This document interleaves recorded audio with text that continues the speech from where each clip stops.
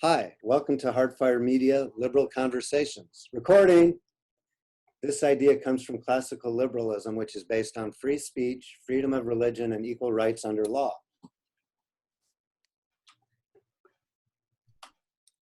These discussions are available on our Hardfire YouTube channel, which we've made about 3 or 4 liberal discussions so far. We used to record at the Brick Arts Media House, downtown Brooklyn, which is now closed. So now we're doing programming independently. My name's Cameron Weber, and I'm an economist and historian and a producer of Hardfire. Welcome to my home and welcome to our show, everyone. Today's topic is a second part that we're going to be talking about essential services as defined by the state and especially in New York City. And we've got Greg from Australia to talk about the situation there.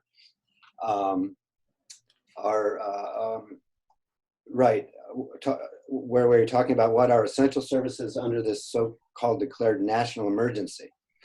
It seems that these rulings are ambiguous, disruptive, and fear-creating. We're going to talk about the lockdown, the state-declared essential economy, and our individual observations around the current situation. We're about 10 weeks into the national emergency, right? About 10 weeks in the US. Yeah. Yep, that's right. How about in Australia? How about 10 weeks in? I thought it was supposed to be 25 days, No, I think it's roughly the same. I think we closed travel and borders a little, maybe around that same time as you guys. Ours was, I think, May 14. I'm not exactly sure. And then, yeah, I'm not exactly sure either, but I think it may have been a little bit earlier. It seems like months to be, right? Yeah, it's all a blur now. Yeah, that's right. It's pretty much a blur now. So here's something from the Economist magazine. I don't know if you can see it or not, but you'll see that. Yeah, just hold it still so it focuses. Sweden, which didn't lock down, their death rate is the same as everybody else's who did lock down. This is from the Economist magazine, May 16. So, right, one of the themes here is how the state is using this to maintain and grow its power. Right, so we're going to talk about, we have one person, Derek Sacerdote, who wants to talk about the protests. We'll talk about him anyway, even if he doesn't show up. Greg mentioned it last time about the protests in the USA. Here's, again, essential services in Mandarin, which means green energy or green energy. And this is protests in Mandarin, which means against. And the person who did this, and this is in Cantonese, like the Hong Kong people, this is what they're doing. They're protesting now. And here's a quote from Shakespeare, Macbeth. And you all know security is mortal's chief enemy. So we've sacrificed liberty for security, which is, so anyway, that's the introduction. Let's start with Bradley. We'll go in alphabetical order. Just say hello to our viewers and why you're interested in the show and who you are. My name is Bradley Maurer. I have my BS in economics. Interested in the show because this issue is something that I find interesting and very crucial because, as he said, that we're giving up our liberty for security, and I think that's wrong. And I think it's being engineered that they're going to take more and more of our liberties as it kind of creeps forward. Uh-huh. And I see as the protest, for example, as an indication that people are not going to put up with it. Yeah. You're going to do what they want to do. So. And Bradley, you're in Queens, right? Yeah, I live in northwestern Queens. And so you feel, is it locked down there? Can you, Oh yeah, everywhere. Uh-huh. Even most of the restaurants are closed here. Are any open? I haven't seen any feeding at any restaurants. Yeah, there's a Chinese restaurant open. So I eat a lot of that. That's the only one I know that has free delivery. Of course, you have Domino's and all that garbage. But can you sit down in the Chinese restaurant? No, you can't sit down there anyway. So it's very small little. It's more like a carry-out place. Oh, okay, yeah. It's like a one-table kind of place. And the one table is closed? Because we have a one-table Turkish place down the street, and his one table is closed. Yeah, I'm sure it is. I haven't been out. My problem is I haven't been out in 2 months, so I have no idea what's going on down there. Yeah. Right. So about 2 months ago, I was very, very scared and text my friends to say, hey, is it safe to go out? Well, I'm not taking any chances, but I'm not really afraid to do it either. You're not doing it for health reasons, right? Staying inside? Yeah. Well, yeah, kind of. I'm lucky I have someone to shop for me and stuff like that, so I don't have to go to the grocery store. Yeah, and you're gonna die with your bass guitar in your hand, right? That's it. That's right. And then next we have Francisco Aldape. Who are you and why are you here? Because you kindly invited us. So my name is Francisco Aldape. I study and started teaching economics last semester, which was a very interesting experience. And I hope to be invited again next semester. Yeah. So why am I here?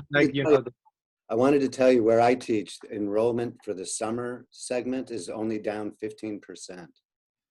Yeah. So, I mean, many courses are going to be now offered online, which I think is, it's fine. But the whole lecture and the way that, used to be prior to this, I mean, it's going to be difficult to recover. So anyway, I mean, I live in Brooklyn, and today is a very nice day, as you were saying. And the only time that I go out is, to go to the groceries or do essential shopping. Essential, yeah.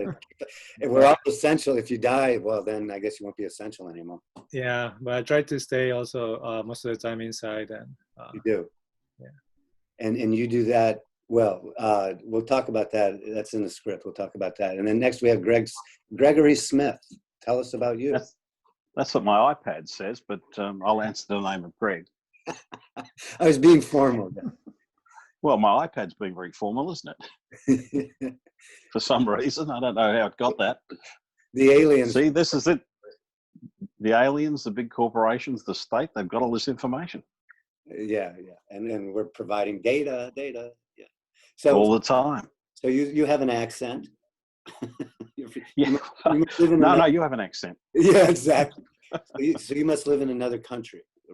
I do. I live in Melbourne, Australia, and for the viewers and everybody else, you and I go back some 20 years ago when we worked in Kazakhstan together. We didn't work together. We were friends. I worked for a communications joint venture, which was an Australian joint venture, and you were working for the big state yourself at that time, as I recall.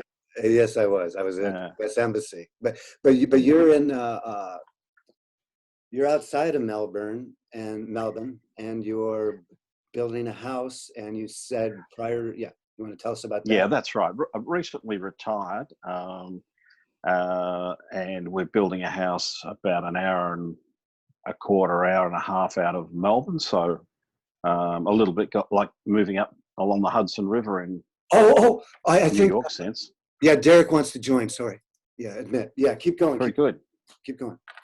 Yeah. But I've always had an interest in in politics and economics and a lot of the stuff you've done over time, Cameron. But at the moment, I'm particularly interested in how the two different cultures look at things, I think fascinates me considerably, because people are handling this whole crisis in a lot of different ways. So Yeah. keen to continue to share those ideas and understand. Yeah, but back to your personal situation. So you're outside of Melbourne, and you feel like we still feel pretty locked down. Well, I do. Bradley does. Derek just joined us. Pretty locked down in New York City. Yesterday was Memorial Day, and all the beaches were supposed to open and did not. You know, so that was. But you're saying in Australia, you're feeling like things are lightening up. Yeah. Yeah, definitely. In the last week or so, they've restrictions have been lifted at a national level and within each state that control a lot of the day-to-day stuff. So the kids all went back to school yesterday, more or less full time. Wow. Yeah. He's in school. Wow. Yeah, schools are open. They had a staggered opening over the last couple of weeks where they had the most senior students, the ones just prior to going to college or university, and the very small ones. And then yesterday, it was the first day back for all of the middle school type stuff in your situation. So, and along with that, we're now allowed to. We've opened bars and restaurants, which had remained closed. Our shops and everything had stayed open, and we were less restrictive around. And this comes back to the point here, Cameron. What is an essential service? We were less restrictive about what was an essential service. Right. Bars, clubs, pubs, and cafes were closed, but other businesses were left to make their own judgment, but observe distancing rules. Right. And that worked fairly well, because the business owner could decide whether it was worth them opening, Right. and they were made responsible to manage those restrictions, which they did very responsibly. There were potentially fines if they didn't, but I haven't heard of any. Yeah. So things worked fairly well. People were responsible. People were told to stay home and only shop as necessary. They weren't told you're not allowed out. But by and large, people took it seriously. Yeah. We were Kept at home. Not allowed out. Yeah. Yeah. Well, you had a far bigger outbreak. It was we're almost down to no new cases a day nationally now. We've got about 400 or 500 current cases. So there's been a bit of a team feeling of, look, if we all behave ourselves here, we can actually almost eliminate this and get back to normal as quickly as possible. So it's been interesting, and from a human nature point of view and people's relationship and view of government and authority, it's been really very interesting. By and large, it's been quite trusting. Plus, you have a lot of American friends, so you're simpatico with us, right? I mean, well, simpatico, and we see the news every day. We get as much news as you guys do. We know that Donald Trump was playing golf yesterday and he's got a terrible swing. We don't know who that is, but Greg, so you're building a house. As retirees, we're sort of in the process of moving out of town and having a new house built, which has continued. The building industry's continued through the crisis. They've observed social distancing, and fortunately, because things didn't get out of hand, they've been able to continue working. So a lot of our economy has been able to continue working, which has been really good.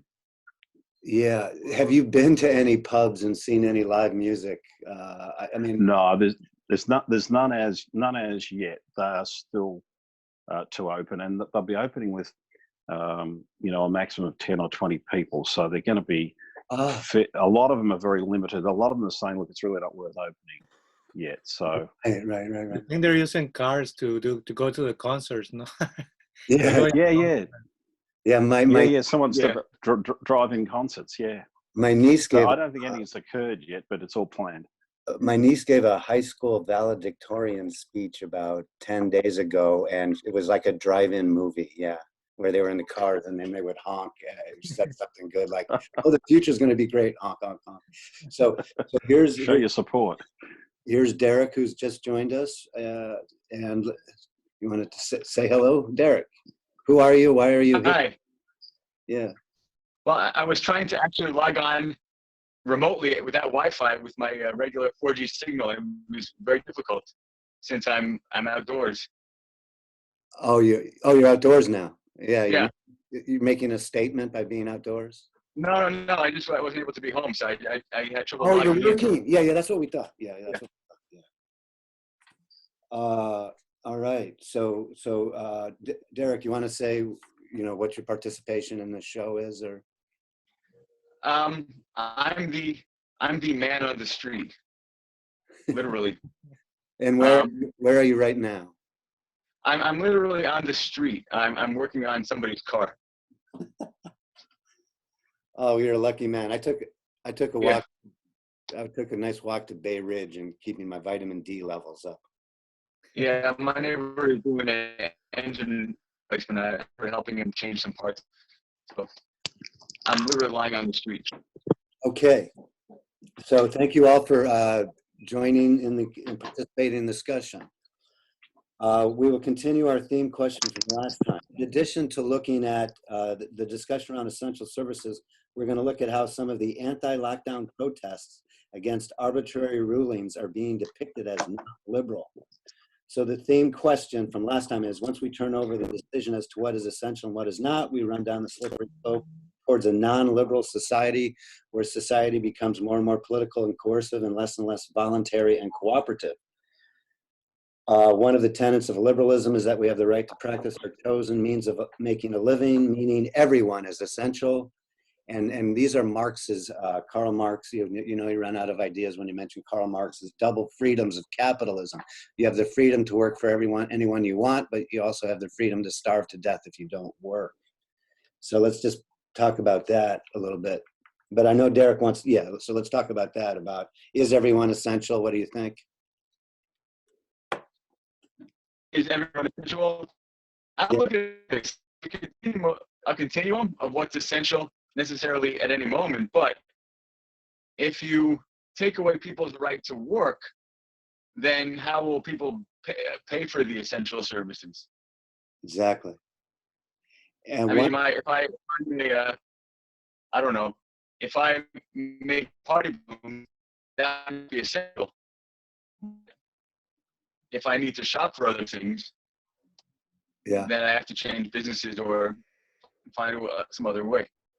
But my point, the larger point is, so I was, like I said, I took a walk and I saw this, thank you healthcare workers, right? Mm-hmm. So now you get into this category of workers, and that goes back to, again, Marx, capitalists versus workers. Aren't we all workers? Aren't we all individuals? Mm-hmm. And just, I think you called it a false dichotomy one time. Yeah, it's a false dichotomy. I guess I use that. I mean, here's Hayek's individualism and economic order, where we're all individuals and we're all essential and we're all connected organically, and so the whole idea behind the workers and different types of workers. I mean, who feeds the? I saw a commercial. I saw a commercial for food delivery. I think it was pizza delivery, and something I've done. And the way this was being framed, it was as if this person was not going out there to earn money, but he was doing this as some act of ability for society, and sort of deifying certain professions, right? As if people are not doing this for pay, as if this is not their chosen work. Well, that's called virtue signaling. Look what a good person I am. I clap at 7 o'clock for essential services. I'm not essential, so I'm clapping for those that are. It's really bad, I think. Anyone else have a comment on what's essential, what's not essential? Who decides? Dr. Aldape, what's your take? You're I'm the free market economist. You're the Keynesian, or you're the Aldapian economist, and I'm the free market economist. What's your take on that, on the essential services? Well, I think that the problem is also that all these issues that that have been come to to the surface with all this pandemic is that you see that all people who are doing essential jobs are having to expose them, like their security Right, right, and their health, right. whereas other people who are and they're not very well like their incomes are not like very high. So in a sense, you have this disparity, right? Which I think, I mean, I always come down to the issue of inequality, because I think that's a serious problem that keeps on like resurfacing. And I understand that I mean, for instance, in your perspective of free markets, you think that markets are the best solution because you let everybody do the and they'll get their marginal benefit. But I don't think that at this point we. So what I'm saying is that perhaps we can find a way that we can take care of as many people as possible, so that they don't fall into this and inequalities rampant. And no, it doesn't not a problem only of the developing world, but less developing nations are going to be more impacted by this pandemic in the Yeah, I live in a less developed household. No, my question, but compared to the 1% who have captured the economy, the essential workers make less than them. True. But the essential workers, especially government labor union members, make more than everyone else in the economy. So it depends how you're measuring what's essential and what's not. Right. Well, I mean, I think that the whole also this problem brings the issue of a universal basic income, right? That That's right. I mean, you're not gonna be able then.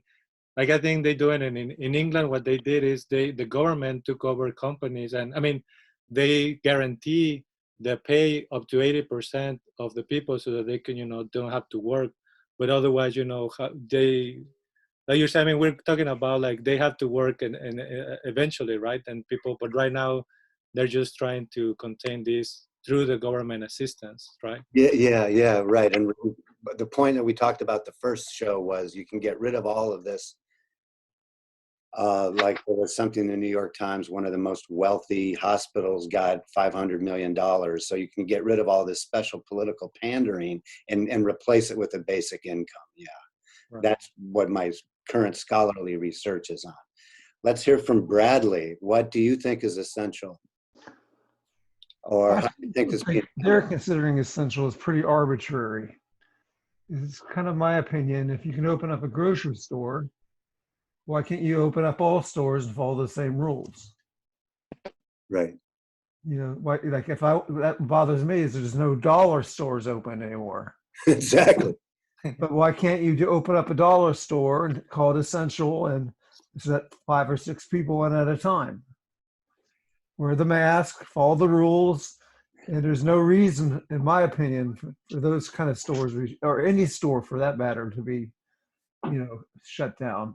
Yeah, I wanted to. Speaking of that, so I mean, I'm big follow the rules, be safe. There's Lynn. Yeah. So what I wanted to say about regarding that. So, a friend of mine, and this follows the script, right? A friend of mine down the street here in Sunset Park owns. He's a very funny guy. I would stop in and see him. He said, he said America's role is to export democracy. So he's a funny guy. What does that mean? Send our troops over there. But so anyway, I went in to go see him just to see how he was at the start of the pandemic or whatever it is, the national emergency. And he said, Cameron, I'm going to be losing my work and he has a young son. I'm going to be losing my work because the city has declared liquor stores non-essential. And that was like on a Friday. And as of Sunday, he was going to be out of work.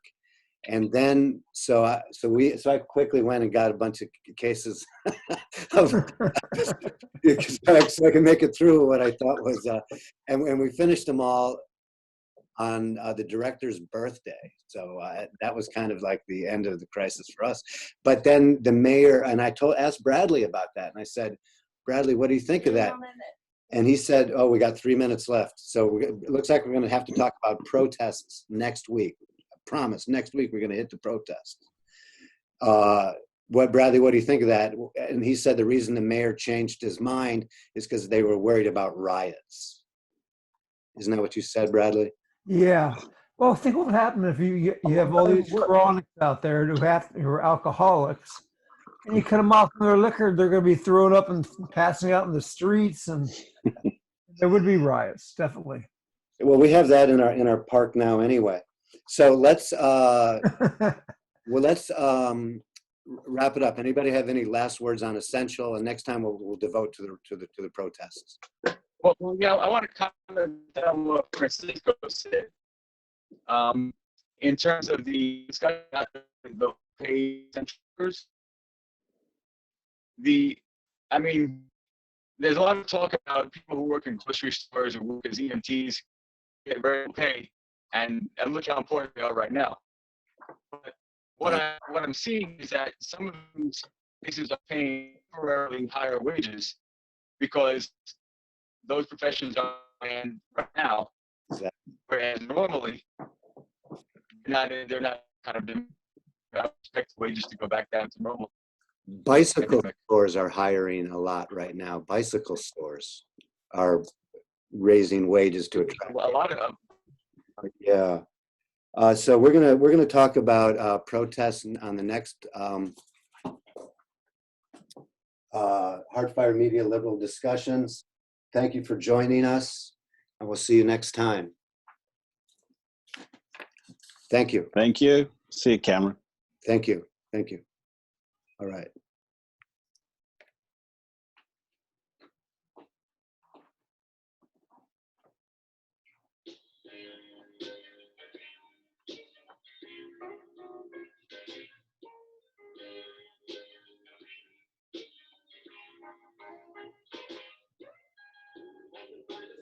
Shine.